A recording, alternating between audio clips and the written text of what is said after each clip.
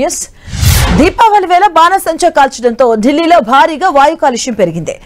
Air quality index ఏకంగా 400 దాటింది. కాలుష్యం కారణంగా వాహనదారులు తీవ్రంగా ఇబ్బందులు పడ్డారు.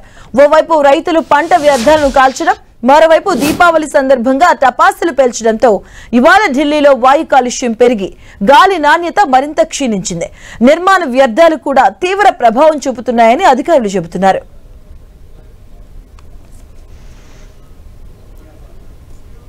ఇదే అంశానికి సంబంధించిన పూర్తి డీటెయిల్స్ మా కరెస్పాండెంట్ గోపి అందిస్తారు. గోపి,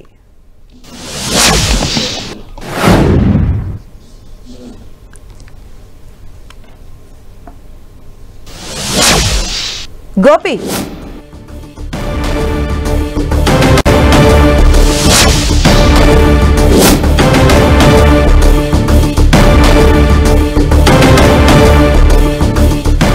ఢిల్లీలో డేంజర్ బెల్స్ మోగుతున్నాయి. దీపావళి సందర్భంగా వాయు కాలుష్యంపై తీవ్ర ఆందోళన రేకెత్తుతోంది. బాణసంచా పేలులతో ఢిల్లీలో వాయు కాలుష్యం పెరిగింది. కొన్ని ప్రాంతాల్లో 300 మార్కును దాటింది ఎయిర్ ఇండెక్స్ క్వాలిటీ. అలాగే పలు చోట్ల దారుణంగా పడిపోయింది ఎయిర్ క్వాలిటీ. 400కు చేరినట్టుగా తెలుస్తూ ఉంది. ఢిల్లీలో డేంజర్ బెల్స్ మోగుతున్నాయి.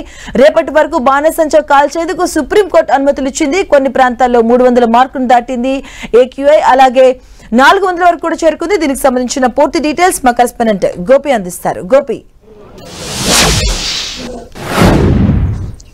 మాధవి, ఢిల్లీలో వాయు కాలుష్యం పెరిగిపోయిందని చెప్పడానికి అనేక ఇండెక్సెస్ కూడా చూపిస్తున్నాయి. అయితే ప్రస్తుతం ఎయిర్ క్వాలిటీకి సంబంధించి దాదాపు నిన్నటి వరకు కూడా 250 దాకా ఉన్న ఎయిర్ క్వాలిటీ నిన్న దీపావళి టపాసుల మోత మోగడం జరిగింది. ఢిల్లీ ఎన్సీఆర్ అంతటా కూడా భారీ సంఖ్యలో కూడా ఈ టపాసులను కాల్చడం జరిగింది. ఎందుకంటే గత 10 సంవత్సరాలుగా కూడా ఢిల్లీ ఎన్సీఆర్ అంతటా కూడా ఈ యొక్క నిషేధ ఆజ్ఞలు ఉండడం జరిగింది. ఇప్పుడు సుప్రీంకోర్టు గైడ్ లైన్స్ తోటి గ్రీన్ క్రాకర్స్ కాల్చుకునేందుకు కూడా పెద్ద సంఖ్యలో కూడా ప్రజలు మొగ్గు చూపడంతో ఒక్కసారిగా వాతావరణ కాలుష్యం పెరిగిపోవడం జరిగింది.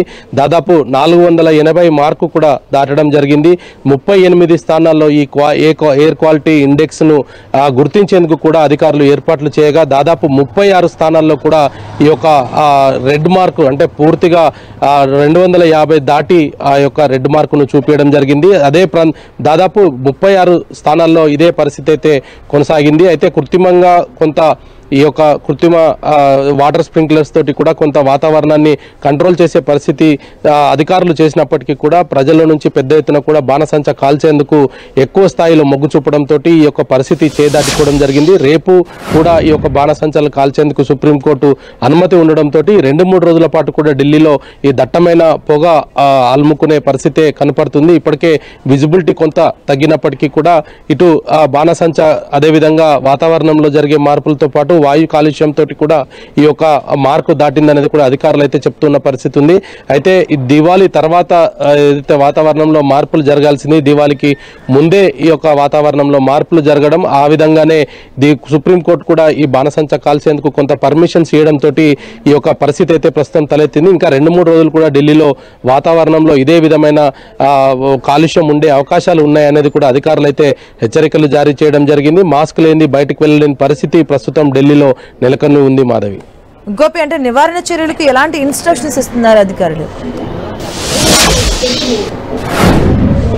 ప్రస్తుతం ఈ యొక్క సుప్రీంకోర్టు గైడ్ లైన్స్ కావచ్చు, ఇతర అంశాలన్నింటినీ కూడా అధికారులు క్షుణ్ణంగా పరిశీలిస్తున్న పరిస్థితి ఉంది. ప్రజల్లో కూడా కొంత చైతన్యం రావాల్సిన అవసరం ఉంది అనేది కూడా అధికారులు చెప్తున్నారు. సుప్రీంకోర్టు గ్రీన్ సిగ్నల్ ఇచ్చిన వెంటనే భారీ స్థాయిలో ఈ టపాసుల కాల్చడం అనేది కూడా ప్రజలు ముందుకు రావడంతో చేసేది ప్రస్తుతం అయితే ఏమీ లేని పరిస్థితుల్లో అధికారులు అయితే ఉన్న పరిస్థితి ఉంది. అయినప్పటికీ కూడా వాటర్ స్ప్రింక్లర్స్ తోటి గాలిలో కొంత తేమను సృష్టించడం ద్వారా ఈ దుమ్ము ధూళి కణాలంతా కూడా నేలకు పడిపోతాయి. కాబట్టి అటువంటి చర్యలు అనేక ప్రాంతాల్లో కూడా ఈ వాటర్ స్ప్రింక్లర్స్ తోటి అధికారులు రోడ్లపైన వాటర్ స్ప్రింక్లర్ చేస్తూ ఉన్న పరిస్థితి ఉంది. పూర్తిగా వాతావరణాన్ని కంట్రోల్ చేయలేని పరిస్థితిలో ఉన్నప్పటికీ కూడా కొంత దాన్ని నివారణ చేసేందుకు మాత్రం అధికారులు కొంత దిద్దుబాటు చర్యలు చేయడం జరిగింది. ఇప్పటికే డీజిల్ కి సంబంధించిన వెహికల్స్ కు సంబంధించి కావచ్చు, జనరేటర్లను కూడా పూర్తిగా నిషేధం విధించడం జరిగింది. అదేవిధంగా ఇటు కట్టెల పొయ్యితోటి కావచ్చు లేదా భవనాల కూల్చివేతకు సంబంధించి కూడా ఇప్పటికే ఢిల్లీ ఎన్సీఆర్ అంతటా కూడా ఈ కూల్చివేతలను కూడా నిలిపివేయడం జరిగింది. ఎక్కడ కూడా దుమ్ము ధూళి గాలిలోకి రాకుండా